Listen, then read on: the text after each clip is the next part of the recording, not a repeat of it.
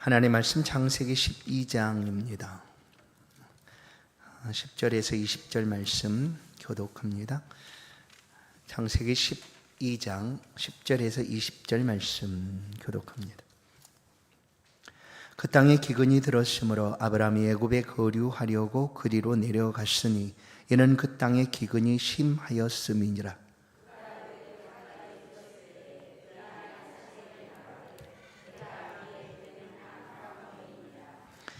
애굽 사람이 그대를 볼 때에 이르기를 이는 그의 아내라 하여 나는 죽이고 그대는 살리리니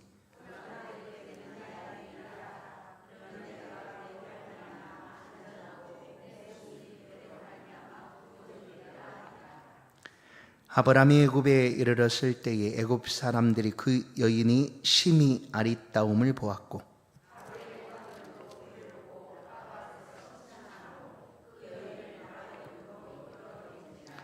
이에 바로가 그로 말미암아 아브라함을 후대함으로 아브라함이 양과 소와 로비와 암수 나귀와 낙타를 얻었더라.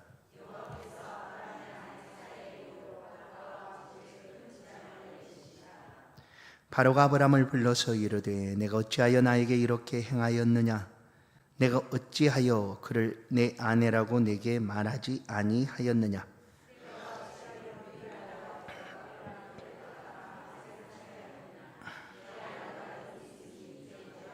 함께 읽습니다. 바로가 사람들에게 그의 일을 명하매 그들이 그와 함께 그의 아내와 그의 모든 소유를 보내었더라. 아멘.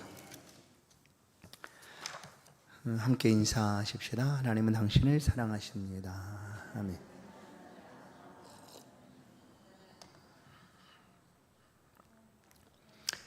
모든 성도들에게는 하나님에 대한 상이 그려져 있습니다. 하나님은 어떤 분이신가 하는 그런 물론 나름대로의 이미지를 가지고 계시죠. 보이지 않지만 하나님이 이런 분이시지 하고 이렇게 생각을 하게 됩니다. 오늘 본문 말씀 속에서 바로왕은 실제로 보이는 왕이고 그보다 크신 여호와 하나님, 그 하나님에 대한 말씀이 오늘 함께 읽은 본문 속에 담겨져 있습니다. 아브라함은 불러주신 하나님을 따라서 갈대아 우르를 떠났습니다. 그리고 가나안까지 오는 거리에 많은 어려움도 있었지만 그 길을 뒤로 가지 않고 약속하신 땅을 향하여 아브라함이 걸어가게 됩니다. 그를 부르신 하나님에 대한 믿음이었죠. 그러면 과연 아브라함이 그 하나님을 보았는가? 아니면 아브라함이 이렇게 따라갔던 그 믿음이라는 것이 어떤 믿음이었을까 하는 거죠. 그 믿음과 때로는 우리의 믿음을 생각을 해볼 때가 있습니다. 그래서 도저히 아브라함의 믿음에 우리는 도무지 미칠 수도 없는 그런 믿음을 우리는 가지고 있다. 아브라함은 너무나 대단한 믿음의 사람이다. 맞습니다. 그러니까 믿음의 조상이라고까지 우리가 부르게 되는 거죠. 그러나 성경은 거짓이 없습니다. 거짓을 기록하지 않습니다. 사실을 있는 그대로를 그대로 보여줍니다. 믿음의 사람들의 잘못도 실수도 연약함도 성경은 빼지 않고 그대로 기록하고 있다는 거예요.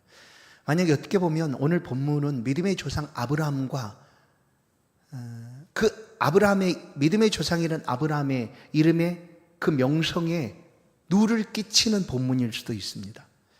그런데 성경은 그대로 보여주고 있다는 거예요. 그것은 무엇일까? 우리가 아브라함 믿음과 도저히 우리는 견줄 수 없다라고 생각하고 아브라함을 그렇게 하지만 우리는 할 수 없어 생각할 때가 있습니다. 그러나 그것이 아니다라고 오늘 말씀해 주는 거예요. 성경 전체를 보면 우리가 가진 믿음이라는 것은 나의 믿음이지만 사실은 신약에서 보면 그 믿음은 하나님이 주셨다라는 거잖아요. 그거예요. 그래서 내가 믿음을 가지고 있지만 이 믿음이라는 것이 과연 어떤 것인가? 내가 하나님에 대한 어떤 그 상을 그리고 하나님이 이런 분이시다라는 그 믿음을 내가 가지고 살아가지만 그렇게 살아가는 동안에 실수하기도 하고 실패할 수도 있다라는 거예요. 오늘 그 내용이 바로 오늘 본문에 기록된 내용인데, 아브라함이 얼마나 대단한 믿음입니까? 히브리서를 보면 갈 바를 알지 못하고 어디로 가야 될지도 모르고 그냥 하나님을 믿음으로 그 길을 떠난 아브라함이요. 그러면 그렇게 믿음으로 떠났다고 하면 하나님에 대한 믿음이 얼마나 대단했겠는가 하는 거죠. 그런데 오늘 말씀은 그런 아브라함이 보여주고 있는 삶이죠. 믿음을 가지고 살아가는 삶. 그 삶 속에서 나타났던 사건을 우리 가운데 보여줍니다. 이제 아브라함도 약속의 땅 가나안으로 들어왔지 않습니까? 그러면 그곳에서 하나님이 말씀하신 대로 약속을 하셨고 가라고 해서 아브라함은 그냥 완전히 순종함으로 그것까지 왔으니까 이제 그 다음에 기대할 것이 뭐가 있을까? 그렇지. 그렇게 나를 부르신 하나님께서 내 삶을 어떻게 하시겠다? 안 봐도 뻔하지 않겠어요? 그렇게 순종하며 왔으면 하나님이 나의 삶에 형통함을 주시고 복을 주시고 은혜를 베풀어 주셔서 내가 이 가나안 땅에서 무엇을 하든지 잘 되고 형통하게 될 것이다. 또 그것이 하나님의 약속이었으니까 그렇게 기대를 하지 않았겠습니까? 그런데 오늘 10절을 보시는 바와 같이 그런 기대와 달리 아브라함 앞에 놓여 있는 현실은 좀 달랐다라는 거예요. 10절을 보시면 그 땅에 기근이 들었으므로예요. 기근은 현실, 아브라함이 가나안에서 살고 있는 현실이었습니다. 기근이었어요. 기근이 다가오면 뭐가 제일 힘들게 여겨질까? 기근으로 아무런 것을 할 수가 없게 된 거죠. 뭐 씨를 뿌리든지 아니면 열매를 거두든지 곡식을 자라게 하든지 할 수 없는 상황이 된 거예요. 그럼 제일 두려운 상황이 뭘까요? 먹는 문제죠. 곧 사는 문제잖아요. 이게 지금 아브라함에게 다가온 거예요. 믿음의 조상 아브라함이니까 아브라함 정도 되면 뭐 이 정도야 문제되지 않겠지. 하나님을 전적으로 바라보고 내가 굶어 죽을지라도 내가 죽을지라도 그냥 여기서 그냥 기근이 왔으니까 그냥 죽는 거지. 뭐 이런 믿음이 있어야 된다고 여기시겠죠. 그러나 아브라함 역시 현실적인 그 삶 앞에서 흔들립니다. 그의 기대처럼 가나안에 들어왔지만 하나님이 그의 삶에 형통함을 주시거나 또한 평안함을 주시지 않았어요. 기근이 닥쳐왔어요. 그런데 아브라함 혼자라면 혹시 견딜 수 있을지 몰라요. 그런데 아브라함 혼자가 아니라 하란에서 떠나올 때 그 아브라함과 함께 있던 수많은 사람들이 있습니다. 그가 기르는 가축대도 있고요. 그 가축대를 기르기 위하여 그의 집에서 함께 하고 있던 종들도 있었죠. 한두 사람이 아니라 아주 많은 사람이에요. 그 많은 사람이 이때부터 318명 이제 조카 롯을 구하러 갔을 때 아브라함의 집에 길리우고 있었던 사람들이 이때도 같이 있었는가는 알 수 없지만 하여튼 많은 수가 있었다는 것을 알 수 있습니다. 그 모든 사람들이 지금 기근으로 인하여 어떻게 됐어요? 죽을 위기에 놓여 있었다는 거예요. 이게 아브라함의 현실이었습니다.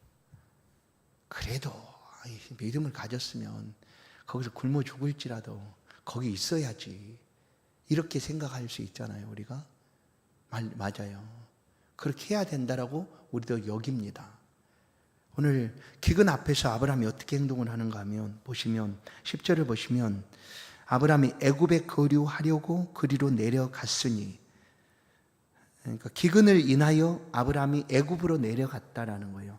당시에 애굽 땅은 아주 나일강 주변으로 아주 요셉 때도 그러잖아요.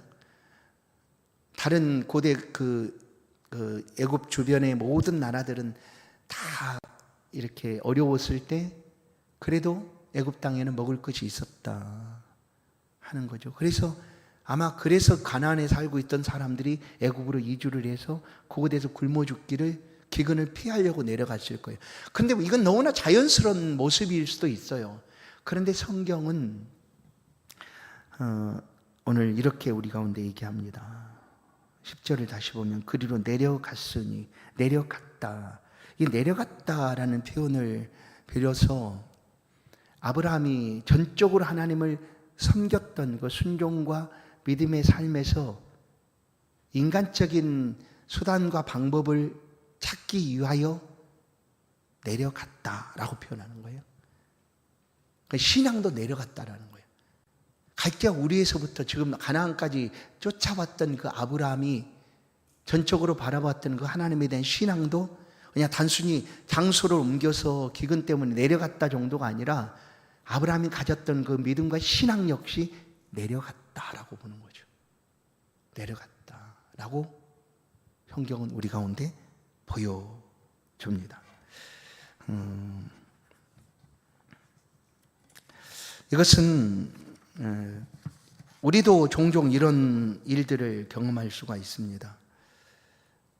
우리 삶에 믿음을 가지고 살아가는 삶에 아브라함 같이 다가오는 기근의 현실, 그는 오늘 우리나라 기근은 아닐지라도 지금 내 삶에 시급하게 다가온 여러 가지 문제들이 있지 않습니까? 건강의 문제도 있고요, 또한 관계의 문제도 있고요, 재정적인 문제들도 있습니다. 이런 문제들 앞에서 우리가 얼마나 쉽게 내려가고 있는가. 지금 아브라함은 가나안에서 다른 방법을 찾을 길이 없어서 아주 지극히 인간적인 방법을 동원해서 우리가 살기 위해서 내려갔다라고 표현하고 있지만 사실 우리도 얼마나 이렇게 행하고 있는 것 아닌가 한번 생각하게 된다라는 거예요. 그러나 이것이 이제 단순히 표현이 내려갔다라는 것을 어떻게 그렇게 말할 수가 있습니까? 라고 누군가가 묻는다면 아브라함 믿음의 하락의 모습이 또 한 번 이보다 더 크게 애굽으로 내려간 정도가 아니라 애굽으로 내려가서 믿음 없음의 모습을 만나게 된다라는 거예요. 그래서 가나안에서 내려간 것 역시 그것도 믿음 없는 행위였다고 보는 거죠. 그리고 11절을 보시면 그가 애굽에 가까이 이를 때 그의 아내 사레에게 말하되 내가 알기에 그대는 아리따운 여인이라 하고 지금 아내한테 얘기하는, 애굽에 이제 도착해서 와서 그리고 뭐라고 얘기합니까? 아내더러 거짓말을 하라라고 얘기하는 거예요. 당신과 나는 부부지만 부부라고 하면 당신이 너무 아름답고 예쁘니까 당신을 빼앗기 위해서 남편이 나를 죽일 거니까 그렇게 얘기하지 말자. 그냥 우리는 가족이고 부부가 아닌 남매라고 얘기하자. 당신은 나의 누이다 라고 이렇게 얘기를 하자 하고 애굽에 내려가서 아브라함이 사라한테 얘기하는. 여러분, 이런 아브라함의 모습을 어떻게 보십니까? 믿음의 조상이에요. 근데 여러분, 그러니까 혹시 이거를 아브라함도 그랬는데 나 정도야 뭐 그래서 위안 삼으라는 표현은 아니에요. 그러나 우리 가운데 닥쳐온 상황 앞에서 그렇게 연약할 수밖에 없는 우리들이다라는 것을 그대로 보여주고 있는 거예요. 그러니까 혹 우리가 믿음을 가지고 살아가는 동안 넘어지거나 실수하거나 또 자빠지는 상황에 놓인다 할지라도 그것이 끝인 것처럼 행하지 말라는 거예요. 왜냐하면 아브라함의 결론을 제가 이제 결론에서 말씀을 드리겠지만 그러라는 거예요. 그래서 이 말씀이 기록된 거예요.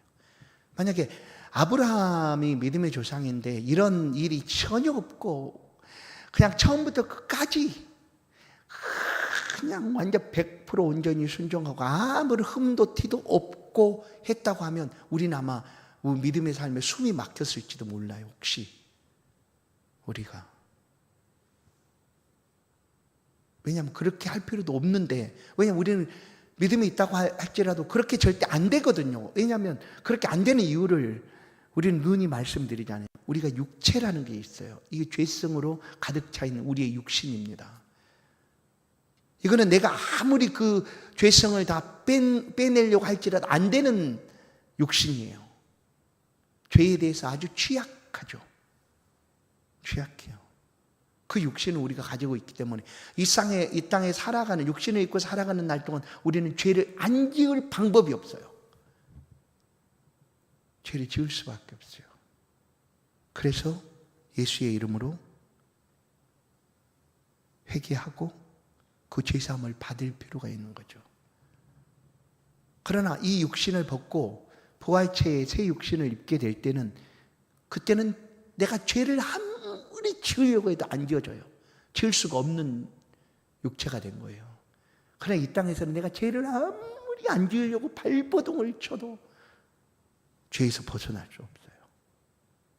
우리가 아브라함이 이제 아내한테 그렇게 얘기를 하고 애국에 갔습니다. 가서. 그런데 참 이 말씀을 볼 때 이때 나이를 알 수가 없어요. 그러나 우리가 추정을 해보면 아브라함이 부름 받았을 때 나이가 몇 살입니까? 75, 75세 때 부름을 받았어요. 그 사례는 10살 정도 어렸어요. 10살 차이가 났어요. 그러면 몇 살일까요? 65세죠. 그러면 이제 그 가나안에 들어왔을 때가 최저 65세라고 할지라도 어때요? 아브라함이 볼 땐 너무나 아름다운 아내였어요. 이것을 우리가 그렇게 보이는 거지. 남편한테는 누구나 나이가 100살이 먹어도 남편 눈에는 아내가 그렇게 아름다워 보이는 거지. 그렇죠? 그렇게 보이는 거죠. 우리 장로님도 계시는데 100살이 돼도 그렇게 아름다워 보이는 거잖아요. 그걸 얘기하는 거지. 이게 그렇다는 거지. 뭐 만약에 그거라면 아브라함이 굳이 이렇게 할 필요가 없어요. 왜냐하면 자기 눈에는 그렇게 보이지만 다른 사람 눈에는 아름답지 않다는 거잖아요. 다른 사람 눈에 그렇게 안 보인다는 거예요. 그래, 이 말씀 그게 아니라 사라의 용모가 정말로 심히 아름다웠다라는 거예요. 놀랍잖아요. 와, 그때 화장품도 없었을 텐데 65세, 이 중에도 65세가 있잖아요. 얼마나 아름다운지 몰라. 심히 아름다워요. 너무나 아름다운 분들이에요. 65세. 왜냐하면 지금부터 3,500년 전에도 65세 된 사라는 너무나 아름다워서 남편인 아브라함이 아름다운 아내 때문에 자신이 죽을까 겁을 내고 거짓말할 정도로 아름다웠어요.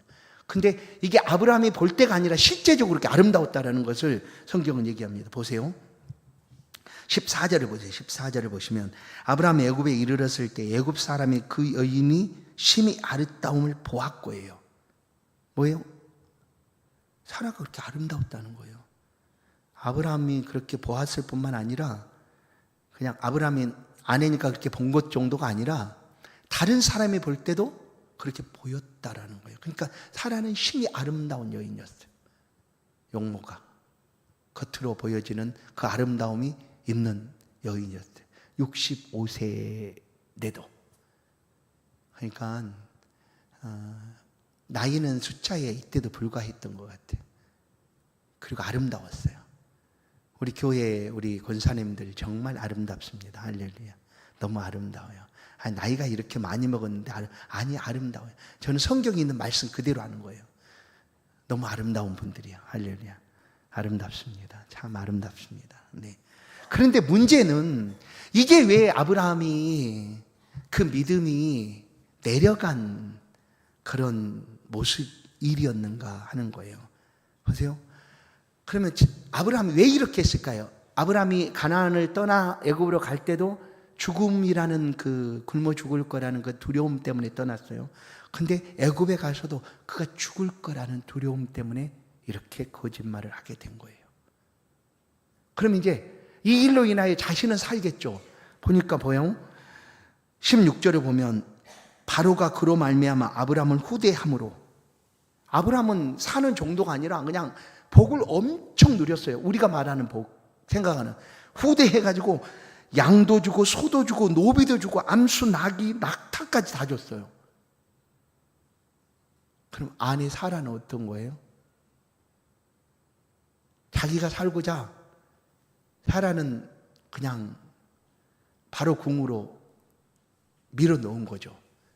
그리고 당신 대신 내가 복받고 잘 살게. 이게 아브라함이었어요. 이게 아브라함이었다. 죄송해요. 천국에 가면 아브라함한테 이 자식아 너 그 따위로 얘기를 해가지고 내 그 위엄과 명성을 그렇게 할 수가 있냐 이렇게 할지도 모르겠지만 사실이니까 아브라함이 그렇게 했다는 거예요. 그러니까 이것은 여러 가지가 우리가 생각할 수 있어요. 이 땅에 그렇게 뛰어나거나 모든 것이 완벽하다 하는 사람도 언제든지 약하기 때문에 이런 실수하고 죄도 지을 수 있다라는 거예요. 믿음의 전 아브라함까지도. 이게 아브라함의 믿음 없음이 아니면 뭐겠어요? 자기가 살고 싶어서 아내를 밀어넣는 거예요. 이걸 믿음의 조상이라고 우리가 말해줄 수가 있을까요? 이 모습만 보면 아니잖아요. 그렇게 했어요. 그런데 믿음의 조상인 아브라함의 행위로만 이렇게 이 사건이 마무리가 될 수 있다면 좋겠죠. 그런데 절대 그럴 수가 없었어요. 이제 아브라함은 왜 그럴 수가 없었는가 하면 바로라는 왕이 얼마나 큰 왕인지를 알아요. 그 시대에 가장 최고의 나라고 가장 큰 왕이 바로였어요. 근데 그 바로가 야, 네 옆에 있는 너 누이 너무 예쁘다. 내가 데려갈게. 예쁘네. 내가 왕궁으로 데려갈 거야. 해도 한마디 할 수 없었어요. 뭐 때문에? 죽을까 두려워서. 여러분, 사라를 왕궁으로 들여보내고 아브라함이 어떻게 했을 것 같아요? 행복해서 노래 불렀을 것 같아요? 어떨까요? 우리식으로 보면 아마 노래를 불렀을 것 같아요. 우리식으로 보면 봐요. 자기 생명도 보존됐죠? 그죠? 그리고 말한 대로 16절에 보면 우리가 생각하는 엄청난 복을 다 받았잖아요. 소유도 많이 얻고 노비도 얻고 그리고 또 낙타도 얻고 재물도 많이 얻었잖아요. 그럼 뭐 문제예요? 그리고 세장가 가면 되잖아요. 세장가 가면 그러면 야 이게 하나님이 나에게 이렇게 복을 주셨다라고 얘기할 거 아니에요. 그게 사람이라는 거예요. 그게 우리의 본 모습이에요. 아브라함이 좋았다 뭐 이런 건 없죠. 아마 가슴을 쳤을지 모르겠어요. 들여보내놓고 이걸 받으니 이게 내가 축복이냐? 이 무슨 이게 축복이냐? 아이고 살아야 어떡하냐? 그걸 가자니 자기가 죽을 것 같고 그러니까 그 할 수 있는 게 아무것도 없었던 거예요. 축복이라고 여기진 않았어도 그가 왕궁으로 들어가고 있는 사라를 위해서 할 수 있는 것은 아무것도 없었다라는 거예요. 그런데 바로 그 순간 여러분 기억하십시오. 이 말씀을 잘 기억해요. 우리는 종종 아무것도 할 수 없는 연약한 상황에 놓일 때가 있어요. 내가 아무리 발버둥 쳐도 헤어날 수 없는 그런 상황들이 우리 앞에 놓일 수도 있어요. 그러나 그 상황들을 누가 벗어나게 하시는가 하는 거예요. 우리의 힘으로, 우리의 의지로, 우리의 지혜나 방법으로 절대 안 돼요. 오늘 아브라함 보세요. 아브라함 아무것도 할 수 없어요. 아마 이대로 아브라함이 이대로 끝냈다고 하면 아브라함은 말한 대로 사라는 바로 왕궁에 들어가고 자신은 이제 거기 있다가 뭐 가나안으로 다시 돌아와서 삶을 살아갔을지 모르겠죠. 그냥 그거밖에 할 수 없었어요. 아브라함은. 그런데 그런 아무것도 할 수 없는 그런 순간에 누가 계시는가를 봐야 되는 거예요. 하나님이 계셨어요. 하나님이 아브라함을 보고 계셨어요. 그래서 하나님이 그 상황 속에 개입하시고 역사하십니다. 보이지 아니하시는 하나님이 어떻게 하시는 거 보죠. 17절을 보시면 17절 여호와께서 아브라함의 아내 사레의 일로 바로와 그 집에 큰 재앙 내리신지라예요. 바로는 이제 예쁜 여인을 얻었으니까 너무 좋잖아요. 그리고 그냥 행복하고 있을 그때에 바로 그때에 즉시 재앙이 되는 거예요. 이 재앙은 어떤 재앙이냐면 이 재앙이란 단어가 나중에 이제 모세가 출애굽해서 애굽에서 나올 때 열 재앙이라고 표현하잖아요. 그 재앙과 같은 거예요. 그 재앙을 지금 하나님이 바로 궁에 내리셨다는 거예요. 그야말로 마른 하늘에 날벼락 같은 재앙이 그들 쏟아진 거예요. 그래서 바로가 이게 무슨 일인가 했을 때 바로가 어떻게 알았을까? 다 알게 하시는, 하나님이 행하실 때는 하나님이 행하셨다라고 알게 하시는 것이 있죠. 하나님이 하시는 거니까 바로가 알았어요. 이게 살해의 일로 이 일이 벌어졌다. 아마 성경에 기록은 되지 않았지만 왜냐하면 18절을 보면 알아요. 바로가 아브라함을 불러 이르되 내가 어찌하여 나에게 이렇게 하였느냐, 어찌하여 그를 내 아내라고 말하지 않았느냐 하는 거예요. 그러니까 뭐예요? 이 상황 17절과 18절 사이에 하나님의 재앙을 내리시면서 바로에게 뭐라고 얘기했는지 알 수가 있는 거예요. 감히 네가 어떻게 이 사례를 취하고자 데려왔느냐 하고, 그야말로 요즘 말로 격투기 선수로 막 어퍼컷 막 나이트 레프트 막 완전히 그냥 KO 시킨 KO, 하나님이 바로를. 그 바로가 즉시 아브라함을 부른 거예요.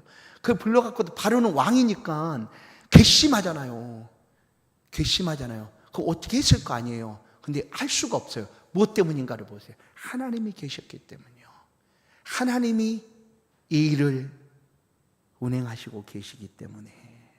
아마 한마디 덧붙였지 않았겠어요? 하나님이 바로 너 정신 똑똑히 차려라.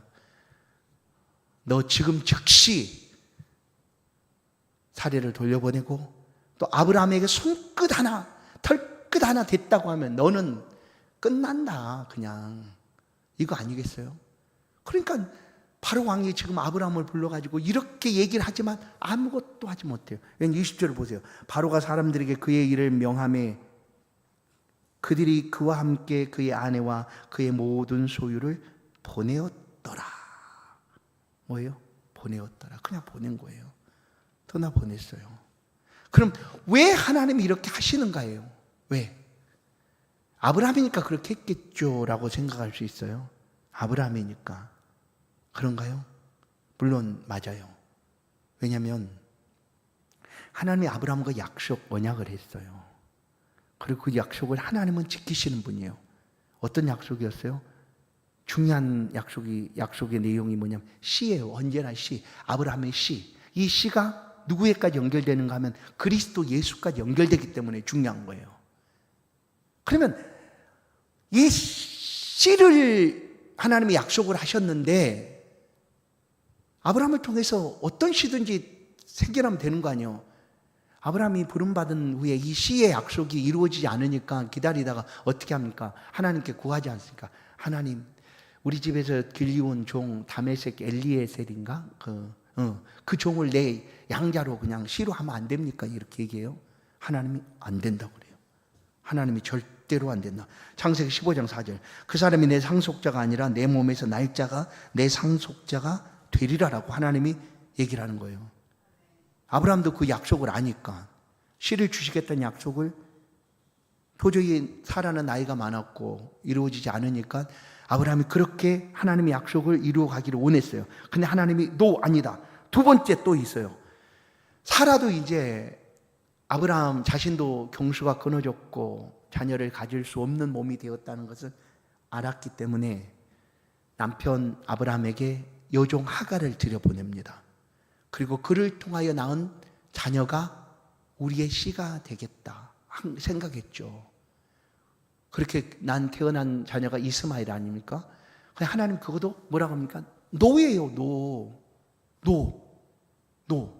그러면서 하나님이 하신 말씀이 창세기 17장 19절. 아니라 내 아내 사라가 내게 아들을 낳으리니 너는 그의 이름을 이삭이라 하라. 내가 그와 언약을 세우리니 그의 후손에게 영원한 언약이 되리라.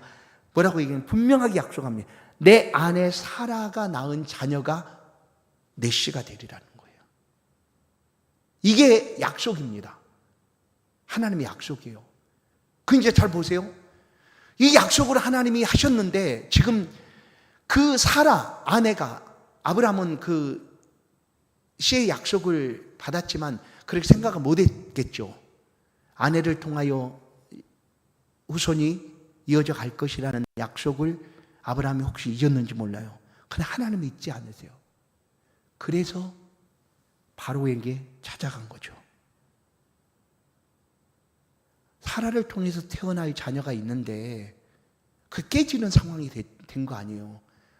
그럼 하나님의 언약은 깨뜨려지는 일이 없습니다. 하나님이 지켜가세요. 그 약속을 지켜가시는 하나님 보십시오. 우리가 아무리 잘못해도, 우리가 부족해서 실수해도 우리 가운데 약속하신 그 하나님의 약속을 누가 지켜가시는가? 하나님이 지켜가세요. 그래서 하나님이 약속을 행하실 때 일방적인 약속이라는 표현하는 거예요. 아브라함과 약속을 할 때도 하나님이 이끌고 가시죠. 그리고 나중에 엘리야하고 하나님이 약속을 하시자 할 때도 하나님 홀로 그 불 가운데를 지나가시죠. 홀로 혼자.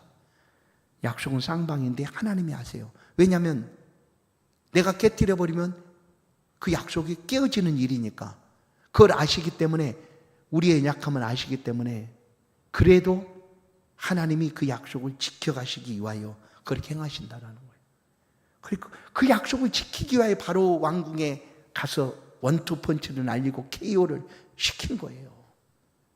그리고 아브라함과 사라를 그 환경 속에서 건져내 주셨다라는 거예요. 여러분, 이 아브라함의 상황은 우리와 다를까요? 아브라함이 약속을 받은 것처럼 우리도 약속의 자손이에요. 하나님이 약속하셨어요. 너는 영접하는 자, 곧 그 이름을 믿는 자들에게는 하나님의 자녀가 되는 권세예요. 우리 하나님의 자녀가 되었어요. 그 자녀들을 하나님께서 어떻게 보호하십니까? 하나님이 자기의 독생자 아들을 생명을 주시면서까지 우리들을 보호하시겠다 하나님이 약속하셨어요. 그 약속을 하나님 어디서든지 지켜가시는 분이시다라는 거예요.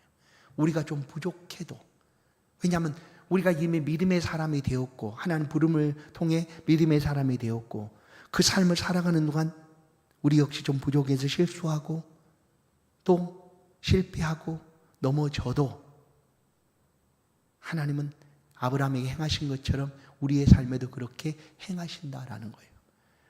가장 좋은 거는 아브라함이 가나안에 머물러 있고 내려가지 않으면 좋았겠죠. 그러나 사실 우리의 모든 삶은요, 만약이 없잖아. 이미 살아온 삶을 되물릴 수도 없잖아요. 그런데 이미 지나온 삶에 대해서 우리가 그 순간을 하나님이 어떻게 역사하셨는가를 보고 그것이 은혜라고 우리가 확신할 수 있다면 혹 부족했던 그 지나온 순간도 내게는 놀라운 은혜다라는 거예요. 왜냐하면 보세요. 아브라함이 가나안에서 애굽으로 내려갔던 이 경험이 그의 믿음의 삶이, 아니 그의 믿음으로 살아가는 생애 가운데 얼마나 큰 은혜였는가를 그가 깨닫게 되는 거예요. 어떻게 깨달았을까요? 처음에 시작할 때 제가 그랬잖아요. 우리 모두는 하나님에 대한 상을 그리고 있어요. 하나님은 어떤 분이실까 하는 거죠. 아브라함도 갈 바를 알지 못하고 떠나왔던 그곳이니까 하나님에 대한 어떤 대단한 상이 있었겠죠. 그런데 기근 앞에서는 무너졌어요. 그 하나님에 대해서. 이 기근은, 이런 거는 하나님이 하실 수 없어. 그러니까 내가 해결해야지 했어요. 그래 내려갔잖아요. 그런데 아브라함이 그 애굽에 갔다 온 후로 하나님에 대한 상이 어떻게 됐는가 하면 눈에 확실하게 보여진 게 돼요. 어떻게 보여졌을까요? 아브라함의 눈에 보여졌던 왕이 있습니다. 누구예요? 바로죠. 바로 왕은 누가 뭐라고 그래도 대번에 알아요. 저 사람은 대단한 권세, 힘을 가진 사람. 바로가 한마디 하면 온 세상이 다 쩌렁쩌렁 울리는 사람이야. 그렇게 다 알고 있어요. 근데 아브라함이 애굽에 갔다 와서 어떻게 되었는가 하면 그가 믿고 따르고 순종하는 하나님이 바로 왕보다 크다라는 것을 확신하게 된 거예요. 확신하게 됐다라는 거예요. 그러니 이게 어디서든지 두려울 게 없어요. 왜냐하면 하나님이 위대하심과 하나님의 능력과 하나님의 크심이 그가 눈으로 보고 있는 모든 사람들이 위대하다고 여기는 바로 왕보다 크다는 것을 그가 경험했기 때문이에요. 그래서 그 이제 이후에 아브라함의 삶을 한번 보십시오. 어떻게 달라졌는가. 눈에 보이는 하나님, 바로왕보다 크신 하나님을 경험하며 삶을 살아가게 되었다. 우리의 삶에서도 이런 경험들이 분명히 있습니다. 우리 기도를 응답해 주셨을 그 순간에, 아니면 아까 말한 대로 내가 아무것도 할 수 없는 그때에, 나는 아무것도 할 수 없어서 이제 끝났구나 하는 그 순간에 하나님이 행하셨던 그 일들을 우리는 기억해낼 수가 있습니다. 그 하나님을 붙잡으십시오. 그 하나님 나의 하나님입니다. 우리의 삶의 자리에서 혹시 바로왕보다 크다라고 여겨지시는 하나님이 내 하나님이라고 확신하고 계십니까? 그 하나님을 붙잡으십시오. 하나님은 우리를 아끼고 사랑하시는 분입니다. 우리가 좀 부족해도, 연약해도, 실수해도 그래도 끝까지 우리를 향한 약속을 이끌고 가시는 하나님이시다. 그 하나님이 저희 하나님, 여러분의 하나님이 되신 줄로 믿습니다. 여러분의 삶의 자리에서 그 크신 하나님을 언제나 의지하시고 그 하나님께 도움을 구하고 또 하나님을 높이며 살아가는 그런 믿음의 삶이 될 수 있기를, 성도들의 삶이 될 수 있기를 주의 이름으로 간절히 축원합니다. 하나님 감사합니다. 우리는 부족해도 하나님 우리 함께하여 주셔서 지금도 그 은혜로운 손으로 우리를 붙들어 주시니 감사합니다. 하나님의 시간도 하나님의 크심을, 하나님의 위대하심을, 하나님의 능력이 많으심을 말씀을 통하여 다시 한번 우리의 마음에 새깁니다. 우리가 삶을 살아가는 동안 많은 것들이 두렵고 무섭고 떨리는 순간들이 다가와도 다시금 하나님을 향한 우리의 믿음이 흔들림이 없도록 은혜 주시니 감사합니다. 하나님을 의지하여 믿음으로 고백합니다. 지금 나의 하나님이 되어주셔서 감사합니다. 나의 삶의 자리에 언제나 하나님을 의지하여 믿음으로 승리하는 그런 복된 생애를 살아갈 수 있도록 주의 백성들의 삶의 자리에 늘 동행하시고 함께하여 주옵소서. 예수 그리스도의 이름으로 기도하옵나이다. 아멘. 찬송 353장입니다.